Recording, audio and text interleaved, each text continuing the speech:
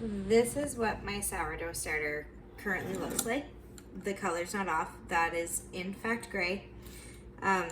It has separated the liquid on top from the flour. I find that when you're using whole grain flour, the liquid on top does get a lot more gray. However, it does not smell bad. It smells sour still. I cannot remember the last time I made a sourdough loaf though. As you can see, the bottom, like there's no action left. It's just like gummy, sticky flour. So I'm gonna give this a really good stir. I wanna mix all that liquid back into my flour. You'll start to see it coming together a little bit.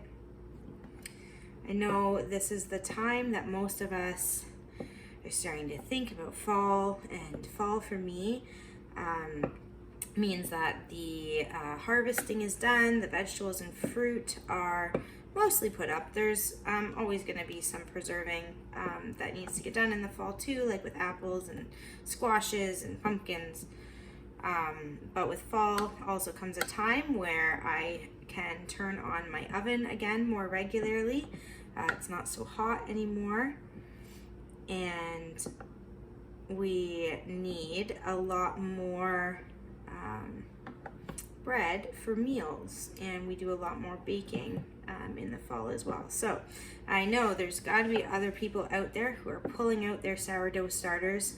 They haven't looked at them for maybe 2 months now since the weather got warm and they got busy, and they're thinking, ew, this is so gross, what am I gonna do? But let me just show you quickly here just how a few stirs makes a difference. Look, it's creamy again.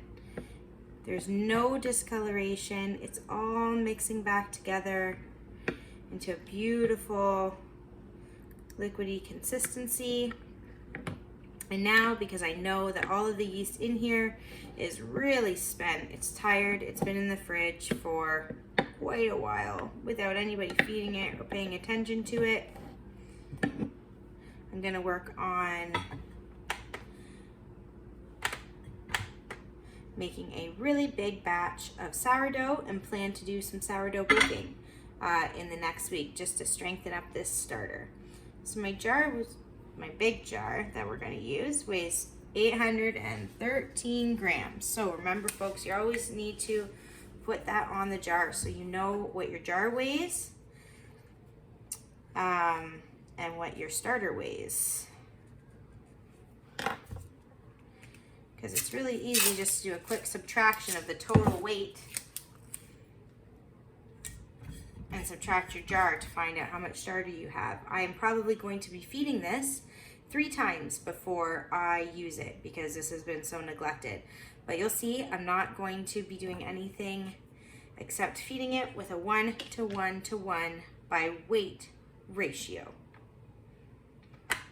For that, I'll zero out my scale.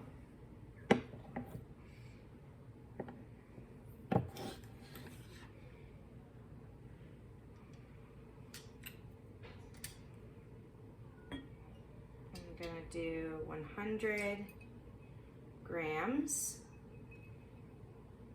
90, 99, and 100. There you go. We've got 100 grams of that starter that looked really, really sad. Now we need 100 grams of water. Now we have 100 grams of water.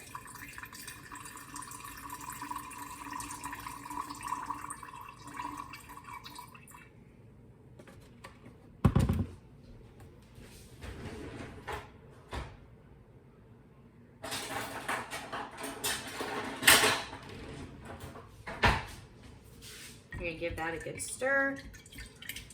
Get that all incorporated.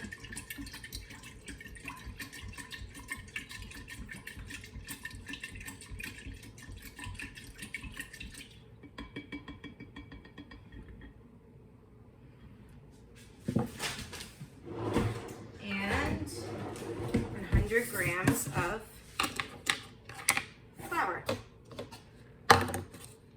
I buy my flour in bulk and then I bring it up in smaller containers. This is a bulk stone ground pastry flour. But I thought it would probably be the best thing to feed my sourdough starter with because it has a really fine texture.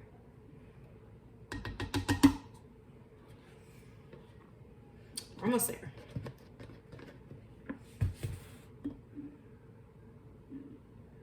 There we go. But really, the stone ground flour is a bit of an experiment for me because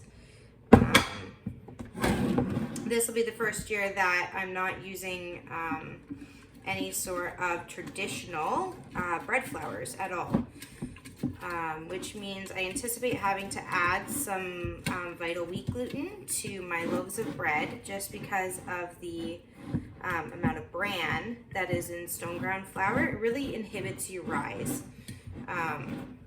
So I think a little bit of vital wheat gluten will have to be added, which isn't the end of the world. I would rather that and have flour that contains a lot of the bran and retains a lot of its nutrients and a lot of its fiber. So that's kind of where I'm at right now with the experimenting stage. All right, this is actually coming together really nicely. All right, so there's no bubbles in here, nothing's happening. For all intents and purposes, it looks kind of dead.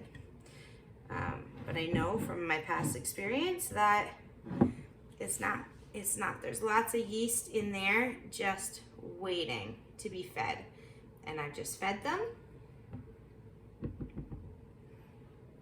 And we'll check on them tomorrow.